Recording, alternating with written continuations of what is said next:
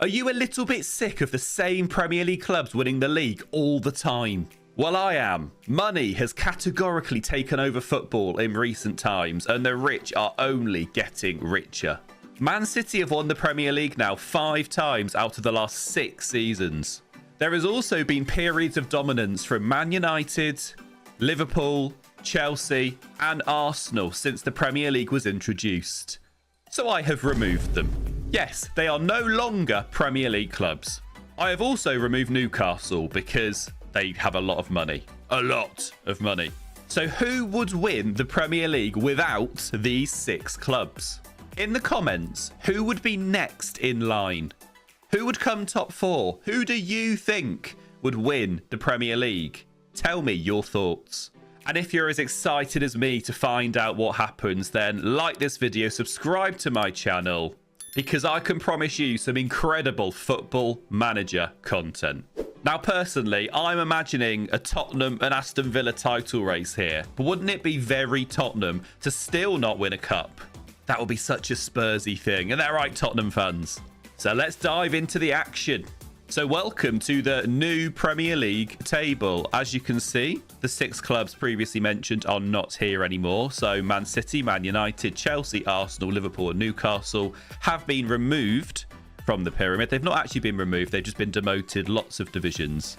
Basically, how I've done it is the top 6 teams in the championship at time of recording. So today is the 30th of December 2023. I have then moved them into the Premier League. So you can see here, you've got Hull, you've got Ipswich, you've got Leeds, Leicester, Southampton are there. So they are now Premier League clubs. And I've done the same for all of the divisions. So the top 6 clubs in League One are now championship clubs. And the top 6 clubs in League Two are now League One clubs. You get the idea. So the top division now is this, and this is the media prediction. So Tottenham, I mean, they should be favourites to win the league, really. I mean, they should definitely win the league based on what the league looks like right now. Villa second, and then FM predicts Brighton, West Ham to be like in the top 4 with Wolves, Fulham just missing out. Again, in the comments, tell me exactly what you think is going to happen here, because I'm quite excited to find out like what's going to happen. Now, Everton are predicted to come 18th because they do start the Premier League with their 10-point deduction, so it's going to be quite tricky for them. But I still think, personally, they'll stay up. With Ipswich and Hull predicted to really struggle through this year. You can kind of see why. Their squads probably aren't up to Premier League standards yet, and even though the big 6 aren't here, it's going to be really tough for them to really compete. So I'm sure you're wondering, what has happened to the top 6? Well, I've demoted them. Apparently, they've gone into the Bet Victor Northern Premier, which, you know, is not a very high division. I think that's tier 7 or tier 8. I'm not actually sure, but if you know, tell me in the comments. So they still do have clubs. However, their reputation has now diminished to half a star. So they're not going to be able to attract the same kind of players that they had before. Their bank balance has gone to 0, and I have removed all of their players. So they could potentially climb back up the divisions, but it won't be easy for them without the reputation, without the money, without the players. It's going to be quite interesting to see what happens though, right? I've also ensured that they actually keep their managers at the start. So Pep Guardiola is still the Man City manager. I kind of want to see what happens. Do they stay? Do they go? And back up in the Premier League, we have the Media Dream 11 here. So these are effectively the best players in each position in the Premier League without the big guns. So we have Martinez in goal, Estupinian, Pau Torres, Romero and Porro. As defenders, Danjuma, James Maddison, Basuma, Kulusevski in midfield, with Diaby and Son leading the line. Lots of Tottenham players there. Surely Tottenham are not going to bottle this. Surely. And we're back here 5 games into the new season. So we are mid-September just to check in and to see how the teams are getting on. And Wolves, at the moment, are the leaders. They've won all of their matches. They've started the season really strongly. Luton up in second place, winning 4 of their 5 matches. What a start for Luton. Everton are rock bottom on 0 points. However, they did start with -10. So actually, they've started the season pretty well, winning 3 of their first 5 games. On current form, it looks like they're probably going to be fine. And West Brom, Ipswich struggling as kind of expected. The best current player in the division is Arno Danjuma. I think the media predicted this was going to happen. He's a good player. He started the season really well with a 7.82 average rating, which is very, very strong. And leading the Golden Boot race from Luton, it's Jacob Brown after scoring 6 goals in his first 6 games. So let's roll on now. Let's go to January and see midway through the season what's going on. So end of January, deadline day, a big day in the football calendar. And this is the current Premier League table. Tottenham, I wouldn't say have taken over, but their class are starting to show. They've only lost 2 matches all season. That was to Bournemouth and to Brighton. So they are leading the way right now. Hull, struggling, 3 wins so far, struggling at the bottom. Everton had a really good start, but recently have started to struggle a little bit more. I didn't think they'd be second from bottom at this point in the season. They're not winning a lot of games after a good start, so Everton could be in a little bit of bother here. You can see that Wolves have dropped off after their really solid start to the season, and Brighton, Palace and Forest currently make up the top 4. In terms of good performers, well, Rasmus Højlund, as I said, I removed all of the players from the top 6. So effectively, they were all free transfers. And so Crystal Palace here have clearly snapped up Højlund on a free. And he's got 11 goals in 15 Premier League games. So he started really well for them. He looks very happy about it. Look at his little cheeky face. Some other notable transfers so far. Andre Onana and Ruben Dias now play for Tottenham. That is amazing. I don't really know how it's happened, but Bukayo Saka's ended up signing for Brighton. I thought it was a guarantee he would go to like PSG, Real Madrid, but no. He is actually playing very well for Brighton, but what else would you expect? Some other notable transfers for you. Haaland has gone to Real Madrid. Kevin De Bruyne is at PSG. Bruno Fernandes has signed for Barcelona. And Luis Diaz has signed for West Ham. A lot of the players that I released from the top 6 have gone to either Saudi Arabia or PSG or Real Madrid. It's just a little bit boring, really. But Saka signing for Brighton, that's a little bit incredible. And we've reached the end of the first season. Tottenham didn't bottle it. They did. They finally won a trophy. Let's go, Tottenham fans. They won the Premier League, 91 points. They've only lost 3 games all season, actually, which is very, very good. And joining them in the Champions League next season, Brighton, Aston Villa, Crystal Palace, with Brentford and West Ham taking the European spots. And Leicester didn't have a great season, but they did win the Carabao Cup. So fair play to them. They'll be playing in the Conference League next year. With Hull, Sheffield United and West Brom being relegated, expected to struggle, and they did. Top performers then throughout the season. Jacob Brown won the Golden Boot with 19 goals, followed by Iheanacho and Bryant and Bumo. Best players in terms of their average ratings. Kulusevski, the best player in the league. Jared Bowen second. Trossard, who signed for Nottingham Forest, third. Decore ended up with 15 assists. And the Golden Glove, best goalkeeper, Jason Steele, 15 clean sheets. So we're going to whiz on now to the end of Season 2. We're going to find out how these teams got on in Europe. And we're going to see if Tottenham can reclaim their Premier League trophy. And we've reached the end of the second season. Tottenham have not reclaimed their title because West Ham are now the champions. However, 77 points, both of them. Same records. West Ham had a better goal difference. They've won the league on goal difference. When was the last time that happened? So this year, Brighton and Villa joins them in the top 4, with Everton and Fulham playing Europa or Conference League football next season, along with Crystal Palace, who obviously won the Carabao Cup, and Brentford.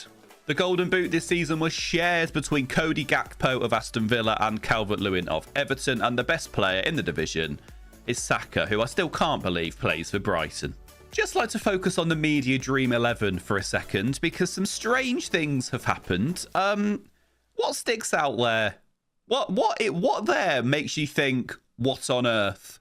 Well, Martinez still plays for Aston Villa. That's fair enough. You've got Colwill, who plays for Tottenham. Trent has signed for Crystal Palace, of all teams. I mean, unexpected, but fair enough. Declan Rice has signed for Tottenham. It's not going to go down well in Arsenal, is it really? And you've got Jack Grealish, who also plays for Brighton. So Brighton have Saka, Grealish and Barco as their attacking midfielders. You can kind of see why they came top 4. And in the Champions League, well, Real Madrid won the Champions League. The English teams didn't do particularly well. None in the semi-finals. We did have Aston Villa qualify for the quarters, but they were knocked out by eventual winners Madrid. And in terms of the knockouts, Tottenham got through, Brighton got through, and apart from Villa, that was it, really. So that is the end of Season 2. Next simulation, Season 5. Will we see one of these teams become the dominant force in English football? Or will we have a different Premier League winner every season? Well, we're about to find out. Welcome to 2028 and back to our experiment of deleting the top 6 just to see what would happen. And Tottenham are the champions again. They've actually won the league 3 times out of the last 5 seasons, with West Ham winning a title and Aston Villa in there winning a title as well. Tottenham only actually lost 1 game all season, and that was at home to Nottingham Forest, who have established themselves as a, chasing European team. Brighton have come second. No Premier League titles for Brighton so far, which is a little bit surprising considering they signed Saka and Grealish. But Saka is still the best player in the Premier League. He's had 5 very solid seasons. I'm not sure why nobody else has signed him, but he is like the best player in the world right now. Very, very good. Marcus Rashford is now 30 years old. I'm not sure what's going on with his earrings there.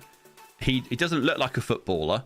He has played for Tottenham and he is good after signing for £54 million from Real Madrid, and he's played quite well for Tottenham. Well, he's won the league for them, so fair play. The current Golden Boot holder is Angelo, who signed for Sunderland on a free transfer. Thought we'd just check in and have a look at some of the teams and some of the managers. Ange is still at Tottenham, so they've kept him on. Their team on paper looks pretty impressive. Trent has now signed for them. So they've got Onana in there, Diaz in there. Rice is in there, Rashford, Krupi up front, a very good team. Brighton's team also looks a little bit fantastic. Mamadashvili in goal, there Estepinian still there, Eric Garcia and Diamande. What a tank Diamande is on Football Manager. All Football Manager fans will know about Diamande. They've got Baleba in there, Barco, Grealish, Saka still playing behind, Ruiz up front. And in terms of the Champions League, well, Tottenham did win it in the year 25-26, but they are the only winner of Big Ears so far. So we've seen the league table in 2028. We're now going to go 10 years into the future to see if Tottenham do become a powerhouse, just like Man United, just like Man City. And our final simulation has been completed, and Tottenham have completely taken over English football. They've won 6 titles in a row. In season 10, they were pushed all the way by West Ham, but eventually they won the league again. They've turned into a powerhouse. They've got incredible facilities. They've got loads of money. Ange is still there, by the way, 10 years into the future. He's taken them to the dizzy heights of winning trophies, which Tottenham fans are not used to. Their team looks a little bit like this. Fatty's in there, Makoko's in there. They've got some good regens. Declan Rice has been there for basically the whole time and has been incredible for them. Golden Boot winner in the year 2033 is Rasmus Højlund, who has spent a long time at Crystal Palace, by the way, and has scored lots of goals for them. Best player in the division is João Veloso, a little wonder kid. If you play FM, you probably know all about Veloso. Very good footballer, plays for Tottenham. And Saka. Saka, what a strange thing to happen. Saka signing for Brighton, staying there for 10 years. And look at his average ratings. It's absolutely incredible from Saka. The goals, the assists. It's a real shocker why he wasn't picked up by a powerhouse of European football. But there we go. Saka at 31 years old, and what a career he's had at Brighton. What I'll do is I'll quickly whiz through the division so you could have a look and see how your team are getting on. So this is the Championship. Fulham, Millwall and Stoke have just been promoted to the Premier League. Carlisle have had an up and down time. They've gone back down to League One after spending a bit of time in the Championship. There's no real shockers here. Salford in the Championship is a little bit strange, but the rest of these teams, Lincoln are up there, but the rest of it is pretty much as you'd expect. Going into League One, Stevenage have won League One, going up to the Championship along with Reading and Bristol Rovers. And into League Two, Wrexham are the champions. Swindon got promoted. Come on, Swindon, along with Bradford and Oldham. If you want a little bit more detail about how your team got on over the last 10 years, tell me in the comments. And what I'll do is I'll send you a little bit of a write-up about how they got on. Just because I'm that kind.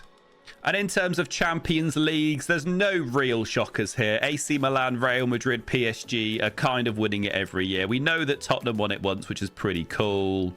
Did any English team get far this year? It's always the same teams, really. Tottenham, they got knocked out by AC Milan in the quarterfinals. In the round of 16, West Ham are in there. Everton are in there. Everton have had quite an interesting time. They moved into their new stadium, being managed by Vincent Kompany. A quick whiz around the manager. So Ryan Mason manages Crystal Palace. We know that company's at Everton. Ian Corley, I mean, I've not heard of him, is the manager of Leicester. Ben Strevens at Luton. Eduardo Coudet at Middlesbrough. We have Steven Gerrard at Nottingham Forest. Paddy McCarthy at Sheffield United. Des Buckingham is the manager of Southampton. Sean Dyche at Sunderland. We know that Ange stayed at Tottenham. West Brom don't have a manager. And Niko Kovac at West Ham. So there we have it then. If you remove Arsenal, Liverpool, Man United, Man City, Newcastle and Chelsea from the Premier League, what will happen? Well, apparently Tottenham will take over and become an absolute powerhouse of English football. It's what the Spurs fans have always wanted, winning trophies. And what do they need to do it? Well, they need the big teams to just not be there, really. I really hope you've enjoyed this experiment. Please subscribe to my channel, like this video, it really helps me out. And there's going to be lots of content on this channel coming in 2024, so please hit the subscribe button. I also stream on Twitch, twitch.tv/MckinsFM. I stream over there 2 or 3 times a week, so please come and check out my Twitch stream. Oh, when the Spurs go marching in.